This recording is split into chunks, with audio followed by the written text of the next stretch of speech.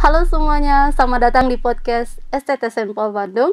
Dan hari ini kita akan mendapatkan satu tema yang menarik, yaitu YOLO. Nah, tapi sebelum kita mengenal apa itu YOLO, mari kita perkenalkan dua orang narasumber kita, yaitu Pak Edwin dan Pak Venus. Silakan Bapak perkenalkan dirinya.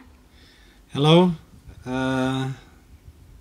semua penonton dimanapun Anda berada, perkenalkan nama saya Edwin. Saya punya dua anak yang sudah remaja. Satu hal dalam setiap hidup saya, dari sejak remaja sampai saya tengah paruh usia, ya disebut nakal tidak, disebut baik juga tidak. Karena yang biasanya yang baik itu melakukan kenakalan yang tersembunyi, ya. Tapi saya bisa menunjukkan bahwa saya punya 6 gelar, ya, 2 S1, 3 S2, dan 1 doktor. Itu perkenalan saya. Ya. Sekarang saya. Ya, jadi nama saya Venus Gulo. Saya biasa dipanggil Ken. Saat ini saya melayani di gereja ONKP sebagai pendeta dan juga pelayanan-pelayanan yang lain.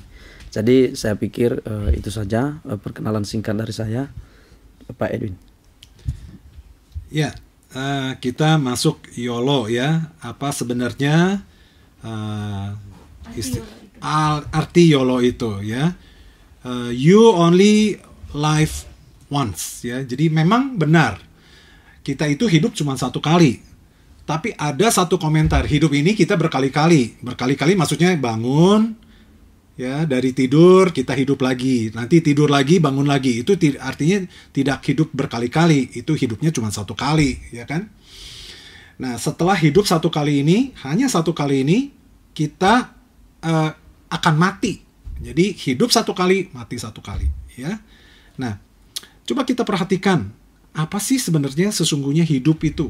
Tuhan berikan hidup satu kali, lalu kematian, ya. Di dalam Wahyu, ya, kita bisa mengetahui bahwa setiap hidup kita itu akan diakhiri dengan penghakiman. Dihakimi setiap perbuatan kita. Jadi artinya gini, kita hidup satu kali, perbuatannya banyak. Ya, nanti waktu kita mati, kita akan dihakimi dengan penghakiman dari Tuhan, menghakimi semua perbuatan kita yang di dunia ini. Itu aja dari saya. Silakan, Pak Fen. Ya, kalau definisi YOLO dari saya, jadi kita hidup di dunia ini dalam tubuh jasmania ini hanya satu kali. Jadi setelah itu kita meninggal, dipanggil oleh Tuhan. Dan oleh sebab itu ya kita harus hidup sebaik-baiknya.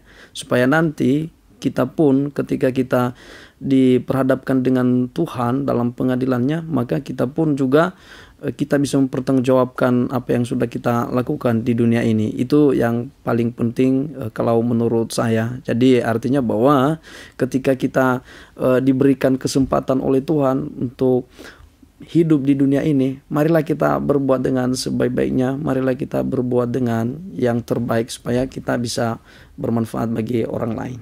Demikian dari saya. Ya. Saya akan menceritakan tentang pengalaman saya, ya. Jadi saya punya sepupu, ya. Usianya sekitar 15 tahun. Saya bertemu dengan beliau, ya, ketika umur 15. Jadi sekitar 15 tahun yang lalu, ya. Nah, dia menceritakan bahwa dia itu ikut dengan geng motor. Dia diberikan oleh papanya, karena papanya juga suka balapan, ya.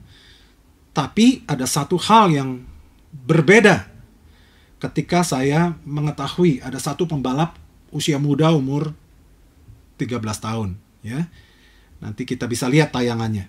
Really having these master plans, or is it largely just wow, what a save from Pratama! Oh my goodness, that's sensational. I mean, he's got a pretty the line then. He's absolutely, not much of a deficit. His top. Nah, sepupu saya dengan Vega ini itu berbeda. Sepupu saya di umur 17, dia itu tabrakan dan mati.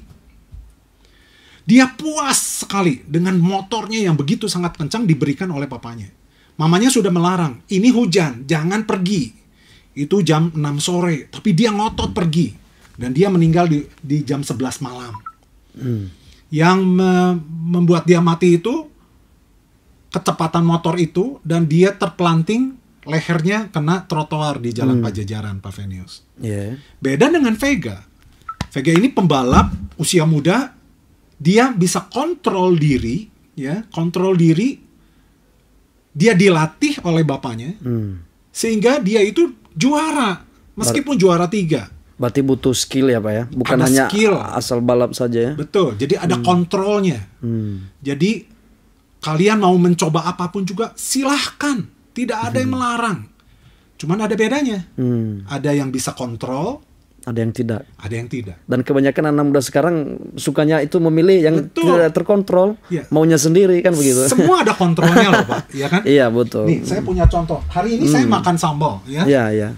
Ini kan ada kontrolnya, ya kan? Ini ada kontrolnya. Kalau saya buka dikit, ini keluar nih sambalnya. Tumpah semua itu nanti. Kalau misalnya dibuka gede kayak gini kan bisa kan? Iya. Tapi tumpah semua. Iya. Mobil, motor, semua ada kontrolnya. Jadi di dalam Tuhan pun seperti itu. Mau hidup senang-senang, boleh. Tapi ada kontrolnya. Betul. Kalau menurut saya kontrolnya itu satu, kontrol diri kita. Yang kedua, firman Tuhan yang kita dengar tiap minggu itu yang mengontrol kita. Contoh, jangan berzina, ya kan? Bisa nggak saya nonton pornografi? Siapa yang melarang Anda? Ya kan? Dilarang pun saudara bisa buka sendirian di kamar. Tapi ingat, ya saya kemarin bicara banyak di pemuda itu tentang pengkhotbah yang mengatakan semua sia-sia, tapi di akhir hidupnya itu pengadilan akan mengadili perbuatan yang tersembunyi loh Pak. Jadi perbuatan baik yang tersembunyi dan perbuatan jahat yang tersembunyi. Jadi semua diadili ya. Diadili, tapi yang tersembunyi di pengkhotbah bagian terakhir. Nah, jadi apapun kalian lakukan boleh coba, tapi harus ada kontrol, kontrolnya firman Tuhan, dan tingkatkan skill itu. Jadi kayak Vega, skillnya itu meningkat. Bapaknya Vega itu bilang ya di dalam tayangan-tayangan yang lain, dikatakan bapaknya Vega ini dia juga pembalap Pak. Dia mengatakan bahwa saya gagal jadi pembalap karena apa? Karena dia itu fokusnya motornya. Yang penting motornya, ternyata tidak. Yang penting itu betul motornya harus bagus, tapi teknik mengendarakan motor itu penting. Kontrolnya. Jadi udah dia kontrol, ya, dikontrolnya pakai apa? Banyak teknik, dan akhirnya dia bisa punya pengalaman yang meningkatkan skill.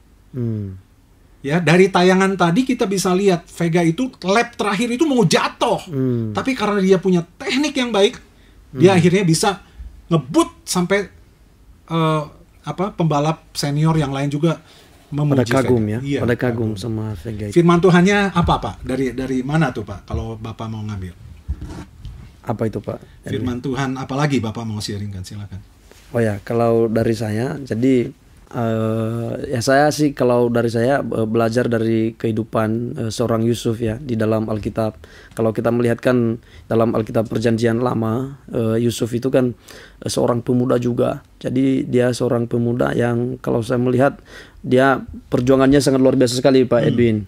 Mulai daripada ketika dia bersama-sama dengan ayahnya Yakub, lalu kemudian saudara-saudaranya yang lain memperlakukannya tidak adil, lalu kemudian dia dibawa di kebun oleh saudara-saudaranya, diajak-ajak main-main. Ya seharusnya abang-abang harusnya mengasihani adik-adiknya ini, tapi abang-abangnya ini nakal kalau saya melihat ya. Jadi justru dibawa, diajak main, pergi ke kebun, lalu kemudian setelah ke kebun, lalu mereka berembuk untuk melakukan hal-hal yang tidak baik kepada Yusuf ini, karena Yusuf ini dipandang bahwa ayah mereka lebih mengasihi adik mereka ini. Jadi akhirnya Yusuf ini ya dijual ya. Kalau kita melihat membaca kisahnya dalam mulai dari Kejadian pasal 30, bahkan puncaknya itu dalam pasal 37 ya, ketika dia diperlakukan seperti itu sama saudara-saudaranya. Tetapi saya melihat Yusuf ini sangat luar biasa sekali. Dia takut akan Tuhan, dia setia kepada Tuhan. Bahkan ketika dia pun sudah dijual di Mesir ya kepada Potifar, lalu kemudian dia digodain di situ kan sama istri Potifar. Lalu yang luar biasanya saya melihat bahwa Yusuf ini selalu bisa menjaga integritas dirinya di hadapan Tuhan. Dia selalu menjaga hidupnya di hadapan Tuhan. Dia taat kepada Tuhan ya. Jadi Saya melihat Yusuf ini sangat bagus sekali ya untuk diteladani sebagai anak-anak muda di zaman sekarang. Memang berat sih zaman sekarang, apalagi ini zaman orang katakan zaman milenial ya, zaman milenial. Jadi anak-anak muda itu ya pengennya ya sebebasnya, pengennya bagaimana supaya hidup ini bebas sepuas-puasnya, bagaimana melakukan hal yang bisa nikmat. Tapi bagi saya nikmat itu ya tergantung kita, bagaimana kita memaknainya. Kalau misalnya kita melakukan yang terbaik dan menurut kita itu nikmat, itu ya tergantung kita. Dan oleh sebab itu ya ada firman Tuhan sebagai patokannya kan, sebagai ukurannya bagi kita. Kalau misalnya firman Tuhan berkata ya harus melakukan ini, ya kita melakukan itu. Kalau misalnya firman Tuhan berkata jangan melakukan itu, ya kita jangan melakukan itu. Itu sih kalau dari saya Pak Edwin. Iya betul, Yusuf berbeda dengan Simpson ya Pak. Betul. Kalau Simpson sama dia dengan Yusuf juga, dia seorang tokoh, dua-duanya tokoh. Tapi Yusuf bisa menguasai diri, dia ada kontrol. Ketika digoda, dia bisa kontrol diri, tahu takut akan Tuhan, ya kan? Bagaimana mungkin saya berdosa kepada Tuhan, kepada Tuhan kan gitu kan? Simpson dia badannya gede, hebat, powerful, tapi dia secara emosional dia tidak bisa kontrol. Betul. Dia jatuh dalam dosa perzinahan sehingga gagal dalam hidupnya. Kalau Yusuf berhasil hidupnya. Tentunya kita bisa belajar dari dua tokoh ini. Jadi Indonesia saat ini mau memasuki negara maju. Tentunya pemuda ini menjadi sangat penting. Maka dari itu semua pilihan itu ada di tangan remaja pemuda. Betul. Dia mau bekerja, meningkatkan skill, atau dia buang waktu untuk hal-hal yang menyenangkan. Ya. Nah, ketika saya dulu orang miskin, kalau saya lihat orang kaya, saya iri, ya kan? Kok mereka bisa begini, mereka bisa begitu. Nah, saya meningkatkan skill saya menggunakan waktu saya tanpa mengurangi kesenangan saya. Naik gunung lah, saya meskipun nggak punya motor bisa pinjem motor teman-teman, nggak punya SIM jalan-jalan gitu kan keliling kota. Yang penting happy ya. Pokoknya jam 7 pagi aja semua udah ini, dari pagi ini kita belajar naik motor ya. Nah, tapi ada batasnya, ada sesuatu yang tidak boleh dilakukan, itu tidak dilakukan. Misalnya pacaran sampai pegang-pegangan, cium-ciuman. Itu semua dilakukan pemuda dan remaja itu yang memang di tempat tersembunyi pasti. Karena di Asia itu kan nggak ada yang kayak gitu. Nah, di Pengkhotbah itu kita sudah sangat jelas, tadi saya udah bilang ya. Di Pengkhotbah 12 ayat 14. Allah akan membawa setiap perbuatan ke pengadilan yang berlaku atas segala yang tersembunyi. Sesuatu yang tersembunyi, baik yang baik atau yang tidak baik. Maka itu ketika kalau saya anak waktu remaja, gunakan waktu saya untuk studi, untuk mengembangkan, cari uang, bekerja. Tentunya tidak meninggalkan kesukaan sebagai anak muda. Ya kan? Seperti itu. Makanya dikatakan juga dalam Pengkhotbah 12 ayat 1 itu ya, ingat akan penciptamu pada masa mudamu. Jadi artinya bahwa di masa-masa muda ini, di masa-masa yang bisa dibilang tidak labil ini, jadi harusnya sebagai anak-anak muda itu harus mengingat pencipta supaya hidup itu tidak lepas dari kontrol ya, lepas daripada kontrol firman Tuhan, supaya tidak lepas dari kontrol firman Tuhan, sehingga hidup ini bisa bermakna Pak Edwin. Betul. Saya memaknainya seperti itu, seperti Yusuf, seperti apa yang dimau oleh Alkitab. Jadi saya berpikir seperti itu Pak Edwin. Ya, itulah nasihat dari kita ya. Iya, betul. Untuk anak pemuda-pemudi ini. Nah, oleh sebab itu ya saya berpikir ya anak-anak muda sekarang ya harus berjuang lah, mulai dari sekarang. Pikirkan apa yang harus dipikirkan, apa yang harus dikerjakan, yang sewajarnya harus dikerjakan. Jadi jangan bermalas-malasan kalau saya melihat Pak Edwin ya. Karena kalau di zaman sekarang kan itu kebanyakan anak-anak muda itu berpikir ya ngapain ya saya melakukan hal itu, masih ada waktu kok sama saya, masih panjang perjalanan hidup saya, umur saya baru 18, 19, 20, masih belum umur 40. Ya nunggunya 40 dulu baru mau berbuat Pak Edwin. Jadi kan saya berpikir itu hal-hal yang tidak bagus ya. Itu jangan menyia-nyiakan waktu. Ya jadi pergunakan waktu dengan sebaik-baiknya. Jadi karena kenapa? Ya sebagaimana kita saat ini sebenarnya itu ditentukan oleh sebagaimana apa yang kita lakukan beberapa waktu yang lalu dan beberapa waktu yang akan datang. yang akan menentukan bagaimana hidup kita di waktu yang akan datang, itu bagaimana seharusnya kita berbuat pada saat ini. Nah, oleh sebab itu ya berbuat dari saat ini. Kalau misalnya ke depan misalnya maunya sukses di bidang tertentu, ya mulai saat ini harus berjuang. Jangan tunggu dulu beberapa tahun lagi. Jadi oleh sebab itu saya berpikir bahwa sebagai seorang pemuda ya harus berjuang dalam bidang tertentu dan menekuninya, harus sabar ya Pak Edwin ya. Tidak boleh harus berpikir bahwa ketika sudah bermimpi itu jadi berpikir harus jadi maksudnya harus jadi sekarang. Tidak, harus sabar. Jadi memang sabar itu menyakitkan tetapi nikmat ya Pak Edwin ya. Betul. Jadi begitu kalau dari saya Pak Edwin. Ya, belajar dari Ega Pratama ini usia 13 tahun ya. Jadi siswa SMP kelas 2 Wonosari di Gunung Kidul, dia setiap Sabtu, setiap Minggu dia berlatih terus tiap hari, ya, trek-trekan gitu. Tapi di bawah pengawasan orang tua. Ya, dalam wawancara dengan pewawancara yang terkenal, dia mengatakan bahwa saya meskipun nggak punya SIM, saya nggak pernah ke jalan. Jadi dia hanya di trek itu, dan kita bisa lihat hasilnya. Ya. Jadi hasil kerja keras, tidak pernah berbohong ya Pak. Kerja keras, jujur, ketekunan, kejujuran, tidak pernah berbohong dengan integritas hasil. ya, dijaga. Ya, itu aja. Mari kita menjawab pertanyaan-pertanyaan ya dari Q&A, silakan. Ya, jadi di sini ada bukannya pertanyaan tapi lebih tepatnya pernyataan. Dia bilang begini, kita hidup berkali-kali setiap hari. Hanya satu yang only once, yaitu death atau kematian. Gimana respon dari bapak-bapak berdua? Ya, ini dalam konsep berkali-kali gitu, dia ada dua ya, Kronos dan Kairos. Ya, jadi kalau Kronos itu memang waktunya cuma satu kali. Kairosnya kesempatan itu berkali-kali. Jadi kesempatan, saya setuju ya, hidup itu berkali-kali. Artinya apa? Tuhan itu memberikan kesempatan kita hidup supaya lebih baik lagi. Jangan dibuat yang tambah worse, tambah jelek gitu ya. Sehingga apa? Ketika kita masuk dalam kematian, ketika kita diadili oleh Tuhan, kita didapatkan yang baik sebagai hamba yang baik dan yang setia. Itu dari saya Pak. Ya, kalau dari saya bahwa ya memang kita hidup di dunia ini mungkin kita mendapatkan kesempatan yang berkali-kali, tetapi bagi saya kesempatan yang berkali-kali itu jangan kita terlena dengan itu, karena kenapa? Kesempatan yang ada saat ini itu belum tentu ada kesempatan itu di hari yang akan datang. Nah, oleh sebab itu, jadi makanya saya berpikir bahwa ketika Tuhan sudah memberikan kepada kita kesempatan saat ini, jangan sia-siakan. Ya, segera kita melihat peluang,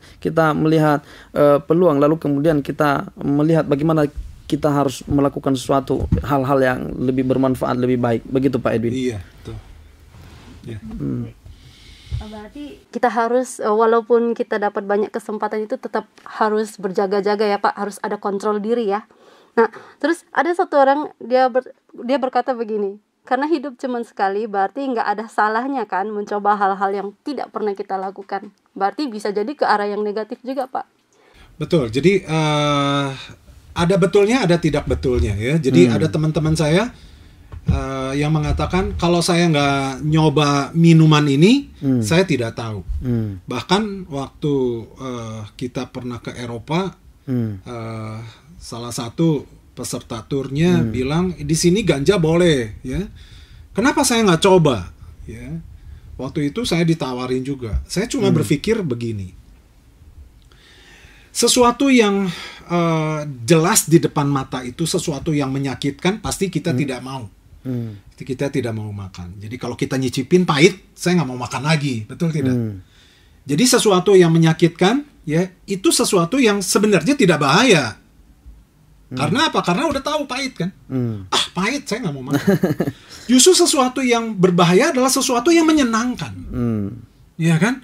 Saya coba, aduh enak, manis, saya coba lagi, dan akhirnya ketagihan. Sama seperti madu yang diolesin di pedang kesatria. Lalu diberikan kepada beruang. Beruang itu akan menjilati madu itu. Dia akan ketagihan, tapi dia tidak sadar kalau lidahnya itu berlumuran darah karena pedang itu menyayat lidah itu. Itu ilustrasi. Jadi justru yang membahayakan adalah sesuatu yang menyenangkan. Naik motor kebut-kebutan, menyenangkan. Tapi kalau tanpa kontrol, tadi saya bilang, kontrol firman Tuhan, itu sangat membahayakan. Jadi boleh mencoba, tapi hati-hati. Ya, ada pengalaman nanti, betul tidak, Pak? Betul. Ya kan? Jangan sampai mencoba dan akhirnya kita mendapat pengalaman yang pahit seumur hidup, misalnya cacat. Ya kan, kalau udah cacat mau gimana, Pak? Iya kan? Iya, betul. Naik motor, naik mobil, udah tabrakan, cacat, nggak bisa jalan, penyesalan seumur hidup. Nah, pastilah orang-orang ini akan bilang ke anak-anaknya, kamu jangan nyoba ini ya. Karena saya punya pengalaman buruk. Nah, pertanyaan saya, apakah Anda mau coba? Iya. Kalau orang lain udah gagal, udah cacat seumur hidup, saya mau coba nggak? Orang bodoh yang mau coba. Betul tidak? Iya, Kalau saya tidak mau seperti itu. Jadi saya ajarkan, saya orang miskin dulu. Ya, saya menghindari semua. Saya menghindari pacaran dengan wanita begini. Saya menjaga tubuh saya. Karena apa? Karena saya ingin punya pengalaman yang baik dari pengalaman orang lain. Mencoba semua itu nggak salah, tapi harus memilih mana yang mencoba. Saya pikir pertanyaan ini dari orang yang pandai, yang pandai, ya Pak. Betul. Jadi dia bisa memilih lah, dia juga tahu mencobanya mana yang benar, mana yang salah, ya seperti itu. Ya, jadi saya berpikir bahwa memang betul bahwa anak-anak muda di zaman sekarang ini, bukan hanya di zaman sekarang ya, memang anak-anak muda itu bahkan mulai dari anak-anak, remaja, bahkan pemuda, jadi pengen tahu, pengen mencoba. Jadi cuman yang menjadi pertanyaannya, mencoba hal apa? Apakah hal itu yang ingin dicoba itu merugikan diri sendiri, merugikan orang lain, sesuai dengan firman Tuhan atau tidak sesuai firman Tuhan. Kalau misalnya yang dicoba itu, yang ingin dicoba itu tidak merugikan diri sendiri, tidak merugikan orang lain, lalu kemudian sesuai dengan firman Tuhan, ya tidak apa-apa. Misalnya begini, misalnya mungkin mencoba berusaha, mencoba melakukan hal-hal yang baik, yang positif, bagi saya itu tidak masalah. Justru itu yang baik ya Pak Edwin ya. Kalau misalnya dalam diri seorang pemuda itu ada keinginan untuk selalu mencoba. Bagi saya orang yang mencoba itu merupakan bibit-bibit untuk bisa menjadi sukses. Karena kenapa? Kalau misalnya dia mencoba, maka bagi saya itu orang seperti itu peluang sekali untuk mendapatkan kesuksesan. Karena kenapa? Kalau misalnya tidak pernah mencoba, bagaimana dia bisa tahu bahwa dia bisa?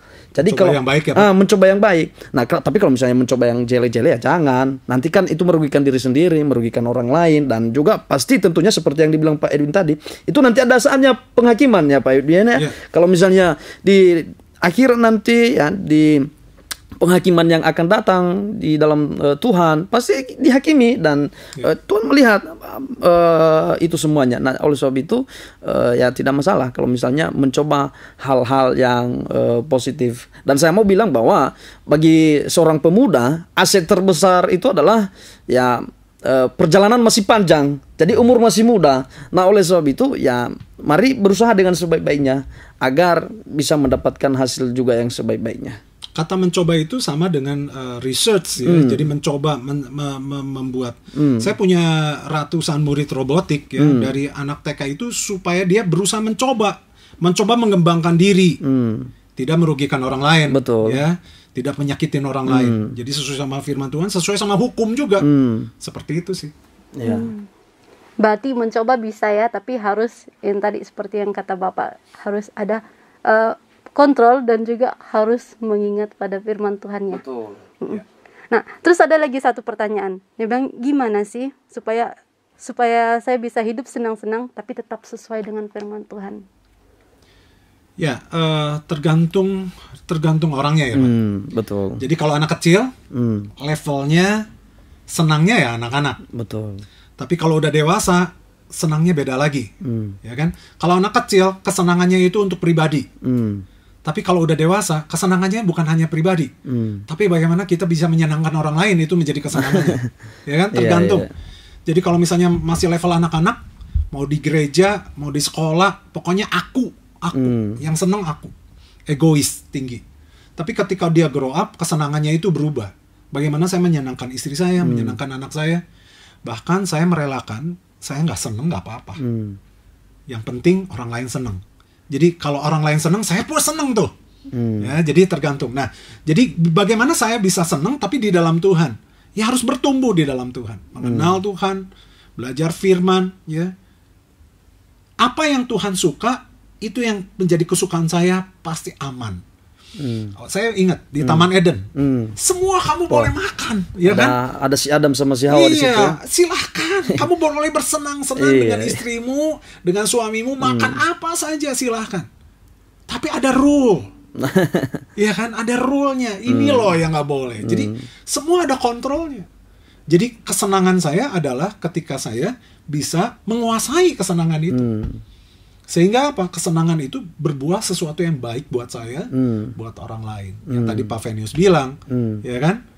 Itu aja sih dari saya. Ya, kalau dari saya sama dengan Pak Edwin, bahwa kesenangan, bagaimana supaya hidup bersenang-senang lalu sesuai dengan firman Tuhan. Ya ikuti firman Tuhan lah. Kalau misalnya mau bersenang-senang, kalau misalnya ya dalam hobi misalnya, ya kalau misalnya hobi itu membangun misalnya olahraga, kan itu tidak masalah. Tapi kalau misalnya olahraga terus dari pagi sampai malam, nah itu kan bahaya juga. Nah, bagaimana kita bisa membagi waktu kita dengan yang lain, misalnya bekerja, berusaha, lalu kemudian bagaimana kita ada waktu dengan yang lain. Nah itu kan ya kembali kepada diri kita, bagaimana kita memanage waktu kita, bagaimana kita mengelola waktu kita dengan sebaik-baiknya. Karena memang apa itu namanya, kalau misalnya sibuk ya, kalau misalnya orang sibuk pasti waktunya itu pasti tersita banyak, maksudnya pasti harus pandai lah untuk mengelola waktunya ya. Jadi begitu Pak Edwin. Iya. Ya. Luar biasa.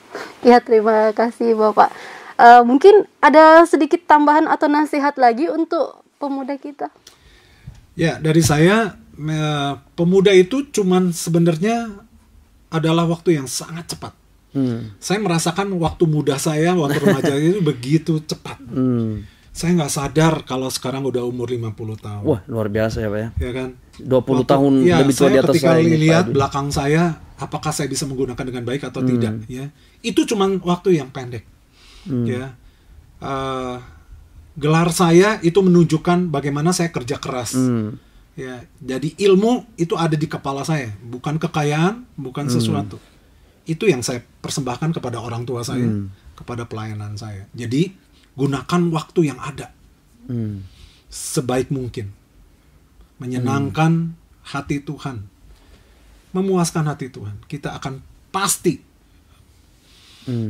bersukacita ya masa muda. Itu aja sih.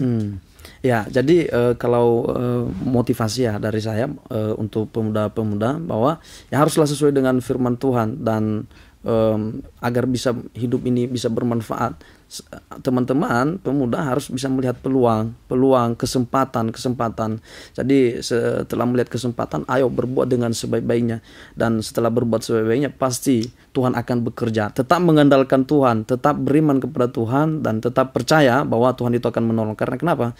Bagi Tuhan itu tidak ada yang mustahil. Nah, oleh sebab itu kalau misalnya selama ini misalnya mungkin masa lalumu menghantui terus ya Pak Edwin ya.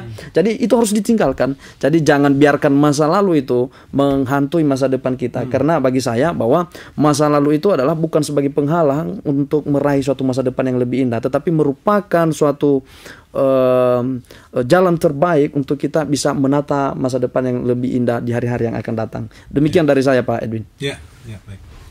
Ya, terima kasih Bapak berdua untuk nasihat-nasihatnya. Jadi kita akan menyaksikan YOLO kita pada minggu akan datang.